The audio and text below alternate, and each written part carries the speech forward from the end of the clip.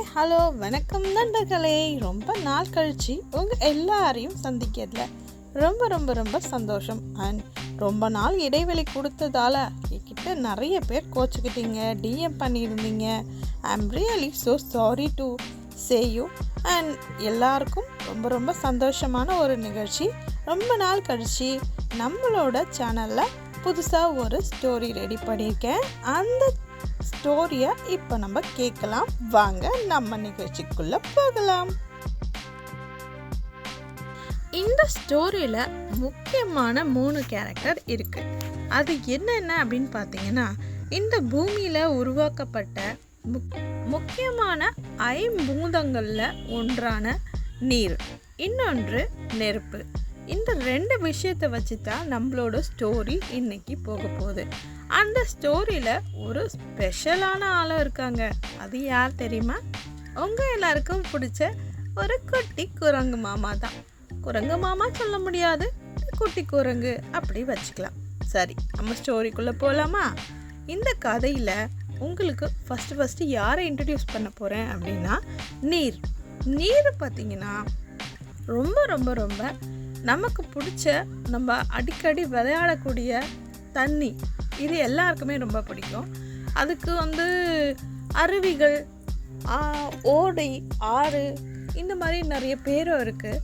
And நம்ம விளையாடக்கூடிய நீரை வச்சு ஃபஸ்ட்டு நம்ம ஸ்டோரியை ஸ்டார்ட் பண்ணுவோம். இந்த ஸ்டோரியில் எடுத்தோன்னு ரொம்ப அழகான அருவியோட சத்தம் கேட்டுட்ருக்கு. இது ரொம்ப பழமையான காட்டுக்கு நடுவில் கேட்டுட்ருக்கு. இந்த காட்டில் 2 பெரிய சக்திகள் இருந்துட்டுருக்கு. ஒன்று நீர், இன்னொன்று நெருப்பு. நீரோட தன்மை என்ன பார்த்தீங்கன்னா, அமைதி, மென்மை, கருணை, இந்த மாதிரியான தன்மைகள் நீருக்கு உண்டு. நெருப்புன்னு எடுத்துக்கிட்டோன்னா, இதுக்கு கோபம் அதிகம், ஆற்றலும் அதிகம், அழிக்கக்கூடிய தன்மையும் அதிகம். ஆனால் இதோட இன்னொரு ஸ்பெஷல், ஒளிரும் தன்மை கொண்டது. இருட்டில் இருக்க நமக்கு வெளிச்சம் ரொம்ப முக்கியம் இல்லையா? அந்த வெளிச்சத்தை கொடுக்கறது நம்மளோட நெருப்பு தான். சரி, இந்த காட்டுக்குள்ளே இருக்கிற நீரை எல்லாரும் ரொம்ப ரொம்ப விரும்பினாங்க. அது தாகத்தை தணித்தது, காயங்களுக்கு மருந்தாகவும் மாறுச்சு, நிறைய உயிர்களுக்கு உணவாகவும் இருந்தது. ஆனால் நெருப்பை பார்த்து எல்லாரும் பயந்துட்டு இருந்தாங்க. ஏன்னா இது அழிக்கும் தன்மை கொண்டது, எரிக்கும் பயமுறுத்தும் தன்மை கொண்டது. என்னதான் நெருப்பு எரிக்கும் தன்மை கொண்டிருந்தாலும் சாதாரணமாக யாரும் நெருங்கிட முடியுமா? நெருப்புக்கு எல்லாரும் பயந்து தானே ஆகணும். இதை நிறைய பேர் நினச்சி பயந்து பலமுறை யாருமே அதுக்கிட்ட போகலை. இப்படி தான் நம்ம குரங்கு மாமா என்று வராங்க. இந்த காட்டில் ஒரு சுறுசுறுப்பான குரங்கு குட்டி இருந்தது. அதோட பேரே குட்டி தான். எல்லாரும் அதை குட்டி குட்டின்னு ஆசையாக கூப்பிடுவாங்க. ஆனால் அதுக்கு எல்லா விஷயத்தையும் ஆராய்ந்து பார்க்கணும், ரிசர்ச் பண்ணி பார்க்கணும், இது என்ன அது என்னன்னு தேடி தேடி பார்க்கணுன்ற ஆசை கொண்டது. ஒரு நாள் அந்த நீருக்கு பக்கத்தில் போய் விளையாடிட்டு இருந்தது. அப்போது நீரை கூப்பிட்டு, நீரக்கா நீ எவ்வளோ நல்லவ, எல்லாருக்கும் உதவி செய்கிற அப்படின்னு சொன்னோன்னே நீருக்கு சந்தோஷமாயிடுச்சு. அது என்னோட இயல்பு தானே குட்டி அப்படின்னு சொல்லுச்சு. அதே நேரத்தில் தொலைவில் ஒரு சிகப்பு நிறம் தெரிஞ்சுது, மின்னியது. அப்போ அது என்ன அப்படின்னு கேட்டது. அது நெருப்பு அப்படின்னு சொன்ன உடனே அந்த குட்டி கொஞ்சம் கூட பயப்படாம குடுகுடுன்னு வேகமாக ஓடி போச்சு அந்த நெருப்பு பக்கத்தில். குட்டி அருகில் வந்ததும் வெப்பம் அதிகமாக இருந்தது. அதனால குட்டி என்ன பண்ணுச்சு, நீ யார் அப்படின்னு பயப்படாம கேட்டது. நான் தான் நெருப்பு, என்னை யாருமே விரும்ப மாட்டாங்க அப்படின்னு சோகமா சொல்லிச்சு நெருப்பு. குட்டி சிரித்து கொண்டே, நீ ரொம்ப அழகா இருக்கீங்க, சிகப்பா ஜொலிக்கிறீங்க, அழகுனா அழகு, அப்படி ஒரு அழகு அப்படின்னு சொன்ன உடனே நெருப்புக்கு ரொம்ப பயமாயிடுச்சு. என்னை யாரையும் இது வரைக்கும் இவ்வளோ அழகா சொன்னதே இல்லை, உனக்கு எப்படி என்னை பார்த்தா பயம் வரலையா அப்படின்னு கேட்டது. அதுக்கு குட்டி, பயமா எனக்கா? உங்களை பார்த்தா பயம் வரல, உங்களை பார்த்தா சிரிப்பு தான் வருது. நீ கெட்டது மட்டும் இல்லை, உன்னால நல்லதையும் செய்ய முடியும், நீ தானே எங்களுக்கு ஒளியை தர அப்படின்னு சொன்னது. ஆனால் இந்த இருட்டில் இருக்கிற எல்லாருக்கும் நீ தானே வழிகாட்டுற அப்படின்னு சொன்னதும் நெருப்புக்கு ரொம்ப ரொம்ப ரொம்ப சந்தோஷமானது. சரி, ஆனால் இதனால குட்டி ஒரு நாள் ஒரு முடிவு செஞ்சது. நீரையும் நெருப்பையும் எப்படியாவது நண்பர்களாக ஆக்கிடணும் அப்படின்னு நினச்சிது. அது நீரிடம் போய் சொன்னது, நீரக்கா நீரக்கா, நீ நெருப்பு எப்போவுமே தனியாக இருக்கு. நீ போய் நெருப்பு கிட்ட ஃப்ரெண்டாக இருக்கியா, பேசுவியா, அவ கூட சேருவியா அப்படின்னு கேட்டது. நீர் சற்று யோசித்துக்கிட்டே, நான் அவனை அழிக்க முடியும், ஆனால் எப்படி அப்படின்னு யோசிச்சது. அழிக்கிறதானே என்னோட இயல்பு. நான் நெருப்பை தொட்டா நெருப்பு அணைஞ்சிருவானே அப்படின்னு சொன்னது. உன் சக்தி ரொம்ப பிரமாதமானது, ஆனால் உன் மனசு ரொம்ப நல்ல மனசு அப்படின்னு சொல்லிட்டு நீர் மெதுவாக சரின்னு சம்மதிச்சுது. இதே மாதிரி இன்னொரு மாலை நேரத்தில் சூரியன் மறையும் நேரத்தில் குட்டி மெதுவாக நெருப்பு கிட்ட போச்சு. நெருப்பு பதறியது. ஏன், என்ன என்ன என்ன அப்படின்னு கேட்டது. அவள் வந்தா, யாரு? நெருப்பு அக்கா உங்க கூட ஃப்ரெண்ட் ஆகணும்னு நினைக்கிறா. அவ வந்தா நீங்க சேருவீங்களா, ஃப்ரெண்ட் ஆவீங்களா அப்படின்னு கேட்டது. அவ வந்தா நான் அணைஞ்சிருவனே அப்படின்னு நெருப்பு பதில் சொன்னது. நீர் மெதுவாக சொன்னது, நான் உன்னை அழிக்க வரல அப்படின்னு. குட்டி நீரையும் கையோடு கொண்டு வந்ததால இருவரும் பேசிக்கொண்டாங்க. அந்த நேரம் காற்று மெதுவாக வீசியது. நெருப்பு சின்னதாக மாறியது. நீரும் நெருப்பும் கொஞ்சம் கொஞ்சம் தொட்டுக்கிட்டு பேசிக்கிட்டு ஃப்ரெண்டாக ஆகிட்டாங்க.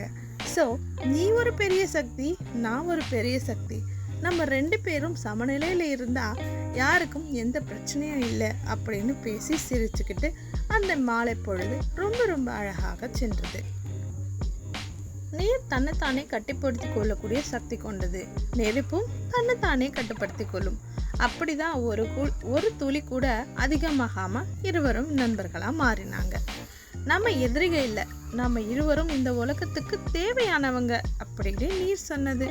நீ இல்லைனா விதைகள் முளைக்காது, நான் இல்லைனா உணவு சமைக்க முடியாது அப்படின்னு நெருப்பு சொன்னது. இது இரண்டையும் பார்த்து குரங்கு குட்டிக்கு ரொம்ப ரொம்ப ரொம்ப சந்தோஷத்துல குத்தாட்டம் போட்டது. நீங்க 2 பேரும் இருந்தாதான் இந்த உலகமே அழகா இருக்கும் அப்படின்னு குரங்கு குட்டி சொன்னது.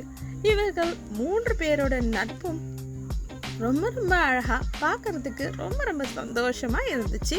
அந்த காட்டுல அந்த மாலை வேளை, அந்த காட்டுல ஒரு பெரிய புயல் வந்தது.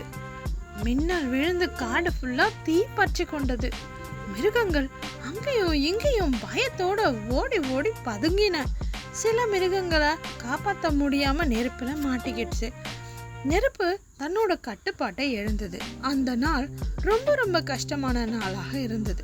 நெருப்பு தன்னோட கோபத்தால பெரிதாக பெரிதாக எரிய தொடங்கியது.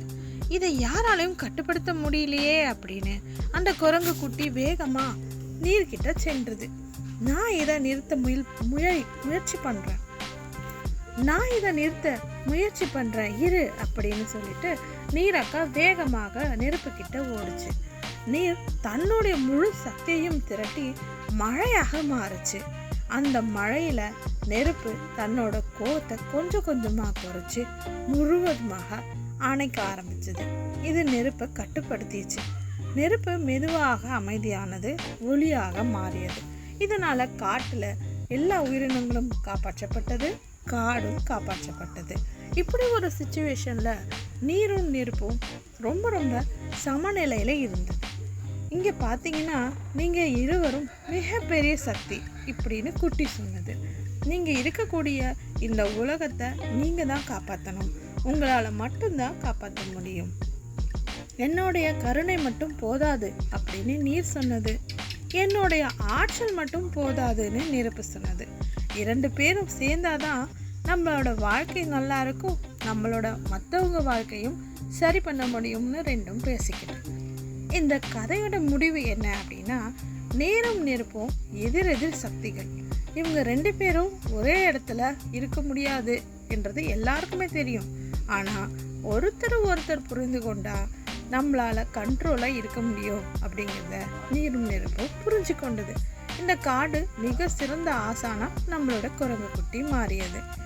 எதிர்மறையான தன்மைகள் கொண்ட எந்த ஒரு விஷயமும் சேரும் பொழுது சமநிலை உருவாகும்.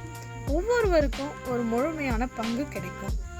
இதுதான் இந்த கதையோட கருத்து. ஸோ நீங்கள் இந்த கதையிலேருந்து என்ன புரிஞ்சுக்கிறீங்க குட்டீஸ்? இது உங்கள் டைம். இப்போது நான் உங்களுக்கு ஒரு சின்ன விளக்கம் தரேன்.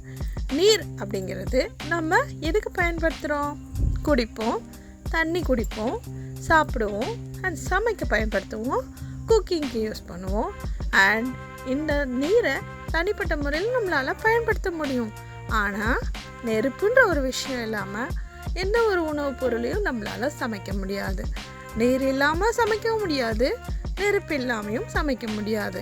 நம்ம சாப்பிடணும் அப்படின்னா கண்டிப்பாக நமக்கு நீரும் நெருப்பும் கண்டிப்பாக தேவை.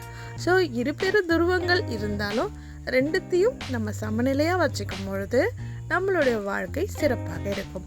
ஸோ இந்த கதையிலேருந்து என்ன தெரிஞ்சுக்கிறீங்கன்னா, சமநிலையில் இருக்கக்கூடிய ரெண்டு பெரிய விஷயங்களை கண்ட்ரோல்டாக நம்ம வச்சுக்கிட்டா நம்மளோட லைஃப்பும் நல்லாயிருக்கும், மற்றவங்களோட லைஃப்பும் நல்லாயிருக்கும்.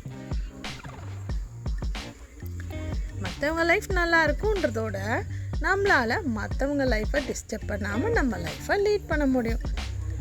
இது மாதிரியான அறிவுபூர்வமான கதைகளும் ஆக்கப்பூர்வமான கதைகளும் சிந்தனைகளும் நம்மளோட நிகழ்ச்சியில் காத்துட்ருக்கு.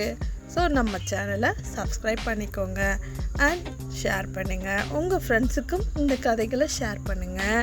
நீங்களும் கேட்டு உங்களோட இரவு நேரத்தை இனிமையாக தூங்கிறதுக்கு பயன்படுத்திக்கோங்க. தேங்க்ஸ் ஃபார் வாட்சிங் and thanks for hearing. Thank you so much. உங்களுக்கு பிடிச்ச கதைகளை தொடர்ந்து கேட்கணுன்னா நம்மளோட சேனலை சப்ஸ்கிரைப் பண்ணிக்கோங்க. Bye bye. Good night.